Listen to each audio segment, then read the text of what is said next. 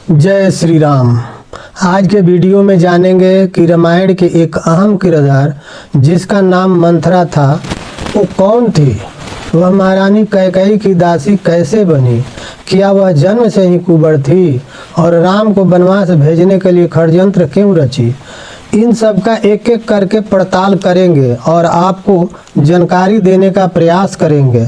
उससे पहले आपसे निवेदन है कि चैनल को सब्सक्राइब करके घंटा बजा दीजिए और वीडियो को लाइक शेयर अवश्य कीजिए। इसमें आपका परिश्रम और पैसा नहीं लगता और मेरे लिए बहुत ज़रूरी होता है। चलिए अब जानते हैं कि मंथरा कौन थी।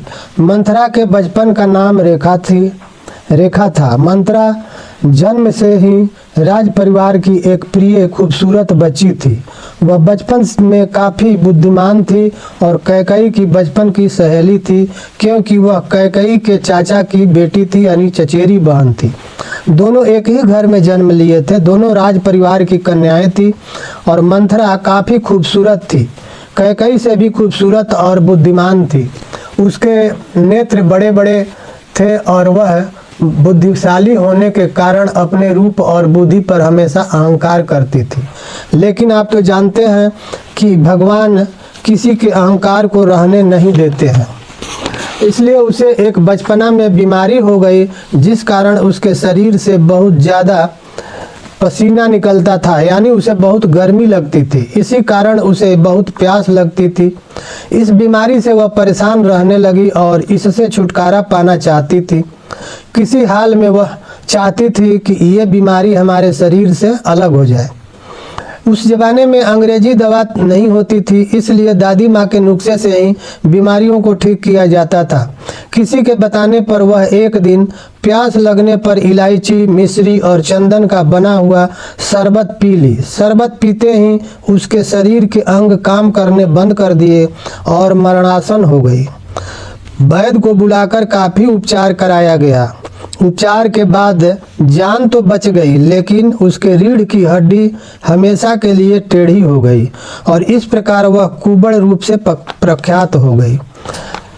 दोस्तों, अलग अलग ग्रंथों में अलग अलग तरह से इसका विस्तरण किया गया है, यानी मंथरा के बारे में बताया गया है। मंथरा बचपन से खूबसूरत तो थी, उसका नाम रेखा था, ये मैं बताया, और बुद्धिमानी पर उसको बहुत अहंकार था। तो इसलिए राजकुमारी रेखा अपने रूप को हमेशा बरकरार रखने के लालसा से किसी अनुचित चीज का सेवन कर लिया करती थी, जिससे उसका शरीर झुक गया और कुरूप हो गई। कुरूप होने के कारण यह भी बताया जाता है कि वह एक शरबत के सेवन के कारण त्रिदोष का शिकार हुई थी और उसका शरीर 3 जगहों से तिरछा हो गया। मंथरा का नाम कैसे पड़ा, रेखा का नाम मंथरा कैसे पड़ा, ये आइए अब हम जानते हैं। इस व्याधि का शिकार होने के कारण राजकुमारी रेखा को कुंवरी मंथरा कहा जाने लगा। मंथरा का अर्थ मंथर यानी खराब बुद्धि के कारण पड़ा, क्योंकि शारीरिक व्याधि के बाद वह मानसिक रूप से विक्षिप्त हो गई थी और हमेशा खिजती रहती थी। उसका व्यवहार जगहसाई का कारण अक्सर बुरा हो जाता था, लेकिन कैकेयी ने उसका साथ नहीं छोड़ा। राजकुमारी रेखा के कुरूप हो जाने के बाद भी कैकेयी का जुड़ाव उससे बना रहा, इसलिए वह विवाह के बाद उसे अपने साथ अयोध्या ले गई। अयोध्या में भी उसकी कुरूपता के कारण वहां उसका परिहास किया जाता था और उसे कैकेयी की दासी ही समझा जाता था। इससे उपजी खिन्नता के कारण ही मंथरा ने अयोध्या में अमंगल करने के लिए राम को वनवास भेजने के लिए कैकेयी को भड़काया था। अब जानिए कि कैकेयी ने राम को वनवास क्यों भेजा। तो पौराणिक कथाओं के कई किंवदंतियां इस तरह से जुड़ी हुई हैं कि कई बार भेद करना मुश्किल हो जाता है। वास्तविकता क्या थी, इस तरह इस कथा का किसी प्रमाणिक स्रोत का खुलासा नहीं है। कथा के ही तौर पर बताई गई है, इसलिए इसे किंवदंती समझा जा सकता है। कहा जाता है कि इंद्र के ब्रजपात से रेखा कुरूप हुई थी। लोमस रामायण के अनुसार श्री राम वनवास के बाद लोमस ऋषि आए थे, तब उन्होंने मंथरा की कथा सुनाई थी। मंथरा प्रहलाद के पुत्र विरोचन की पुत्री थी। एक समय विरोचन ने देवताओं पर विजय हासिल करने के लिए उनसे युद्ध किया और देवताओं को पराजित किया। देवता ब्राह्मण भिक्षु का रूप धारण करके छल किया और उन्होंने विरोचन की उम्र मांग ली। उम्र मांगते ही विरोचन की मृत्यु हो गई। दैत्य अब बिना सरदार के हो गए। दैत्यों के सरदार बनने के लिए मंथरा ने सहायता की और दैत्यों ने देवताओं को पुनः एक बार हराया।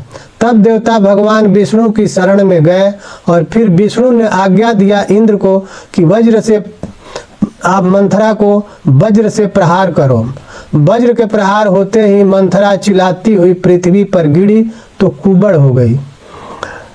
अलग कहानी है कि विष्णु से बदले के लिए उसने पुनर्जन्म लिया था।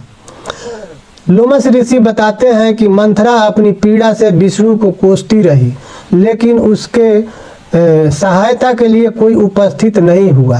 भगवान विष्णु के अन्याय के कारण उसने बदला लेने की बात कहते हुए अपनी शरीर त्याग दी, लेकिन बदला लेने की वासना और जिद के कारण वह अगले जन्म में कैकेयी की दासी बनी और विष्णु के अवतार राम के रूप में सुखमय जीवन को तबाह करने का कारण बनी। लोमस ऋषि के अनुसार मंथरा की यह कथा कृष्ण प्रिय कुब्जा की कथा है, यानी कुब्जा का पुनर्जन्म हुआ और वह मंथरा के नाम से प्रसिद्ध हुई। अब राजा दशरथ की मृत्यु से जुड़ा हुआ और राम के वनवास जाने के कारण से जुड़ा हुआ एक और कहानी है कि मंथरा के बारे में पुराणों के हवाले से एक कथा बताई जाती है कि एक बार कैकेयी के पिता ने शिकार करते समय एक मृग यानी हिरण का वध किया तो उसकी हिरण रोती हुई अपनी माँ के पास गई। उसने सब वृतांत सुन राजा के निकट आकर कहा कि तुम मेरे दामाद को छोड़ दो, मैं यक्षिणी हूँ, इसलिए मैं अपने दामाद को जीवित कर लूँगी। राजा ने यह वचन सुना तो उसे यह अच्छा नहीं लगा और उसने तलवार से वार कर दी और तब उसने मरते समय श्राप दिया कि तुमने जैसे मेरे प्राण लिए हैं मैं दामाद के वियोग में मर रही हूँ, इसी तरह मैं तुम्हारे दामाद के प्राण लूँगी। और यही हिरण अगले रूप में मंथरा हुई और राम को वनवास दिलाने का कारण बनकर एक तरह से दशरथ की मृत्यु की कारण बनी, यानी अपना बदला ले लिए। एक अलग पौराणिक कथा है कि मंथरा कथा की माने तो रावण और राक्षसों के हाहाकार से डरकर देवता ब्रह्मा के पास पहुंचे। ब्रह्मा ने देवताओं से कहा कि तुम सब ऋक्ष बानर बन करके पृथ्वी पर अवतार लो, क्योंकि भगवान विष्णु राम के रूप में वहां जन्म लेने जा रहे हैं और उनको सहायता करने की आवश्यकता पड़ेगी। तब देवताओं ने दुदुम्भी नाम की गंधर्वी से पृथ्वी पर जन्म लेकर कैकेयी की दासी के रूप में भगवान राम के बन जाने की भूमिका रचने को कहा। गंधर्वी एक कुब्जा के रूप में जन्म लेकर मंथरा के रूप में राम के वनवास के कारण बनी। दोस्तों, ये रहा मंथरा से जुड़ी हुई कुछ कहानियाँ, कुछ सत्य और कुछ किंवदंती। आज के वीडियो में बस यहीं पर रुकते हैं। आज की जानकारी आपको कैसे लगी इसके बारे में आप अवश्य ही कमेंट करेंगे और वीडियो को लाइक शेयर अवश्य करेंगे, चैनल को सब्सक्राइब करेंगे। वीडियो देखने के लिए धन्यवाद। जय हिंद, जय श्री राम।